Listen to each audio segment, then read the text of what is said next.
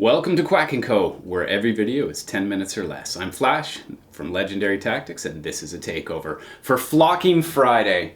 Now, today I have a problem. I drove all the way down from Canada because of Quack. I watched one of his videos, and it frustrated me. The video was on the Quackalope channel. It was titled Games I Will Not Play in 2023. And let me tell you, I had some issues. I did agree with a couple of the picks, but I had some issues. And West, I've never met you, and I'm sorry to do this through a camera, but I have to tell you, you are wrong. And Quack, you're wrong.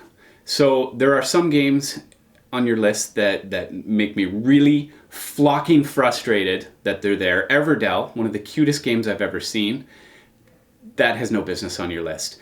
Pandemic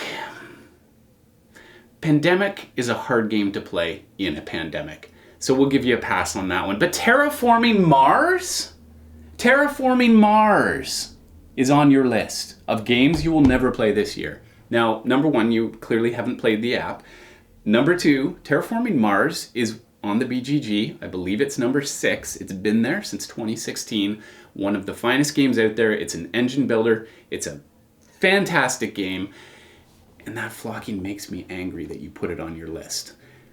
This War of Mine, great game, really great game, and I think Quack, you may have defended this, but you didn't defend it well enough if it was still on your list. So this War of Mine is a sad sack game where you have a father and a daughter playing in a war-torn country, and the dad dies, and it's awful, and it's terrible. But that's no reason to put that game on your shelf and to never play it again. And sure, there's some setup, there's some movement, it's a busy game, there's a lot going on, but that's what board gaming is about. It's about getting your hands on those pieces, digging into the rules, and just having some fun. As a solo game, you gotta try that one, so please put that back on the list.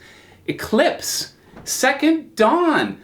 Unflocking believable. Eclipse Second Dawn. Okay, so Twilight Imperium is one of the greatest games of all time. Eclipse is the shortened, fun, lighter version. It's not really light. Building a tech tree. It's the strategic on the board. It's the war game part of the game. How dare you, flocking, take that away from me? Not right. We've got Frosthaven. Okay, do I need to say anything about Frosthaven being on your list? This is, number one, Quack, I know you're with me on this one. It was the best game of 2022, the most anticipated game. Great game, needs to be played.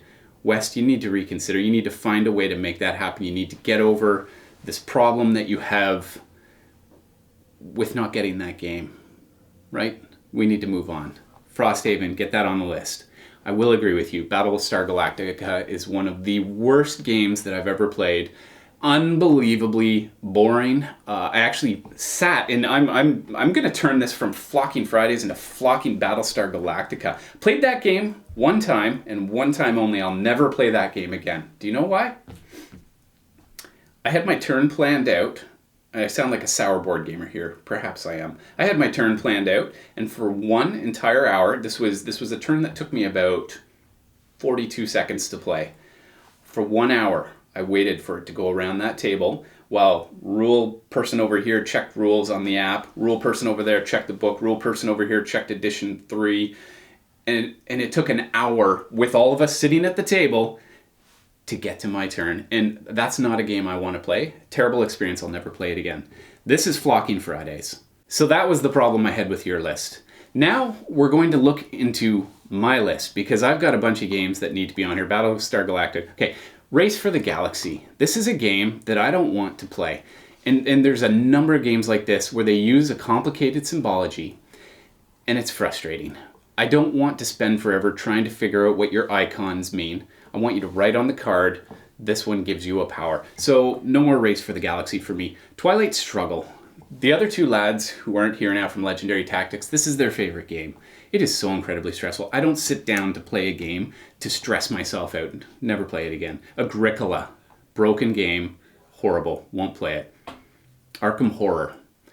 Number one, Cthulhu-themed games. I will not play another Cthulhu-themed game this year because that theme, because it's public domain now, too much. We've been there. We've done that. We've seen it. H.P. Lovecraft, great guy. Love him. Great writer. I don't want to play another board game by him, ever. Brass Birmingham. Speaking of iconography, speaking of weak theme, Brass Birmingham. The currency is beer. Why would you use beer as the currency? Is that something that people actually trade in order to get what they need to build their... Anyways, we'll move on. Monopoly. There's just so many better games out there than Monopoly. It's just a flocking bad game that goes on forever. I don't know who would play Monopoly. You subject yourself to hours and hours of torture. It makes absolutely no sense.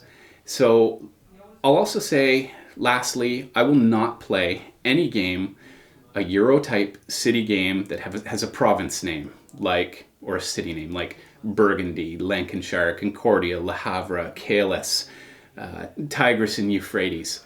I'm done with that theme. I'm done with the horrible cliche naming.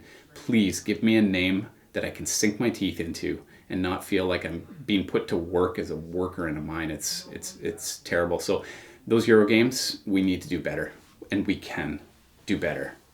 This is Flocking Friday. I'm Flash from Legendary Tactics. Thanks for joining Quack Co. And you know what to do. We'll see you again soon. Less time watching means more time playing. Get out there and play.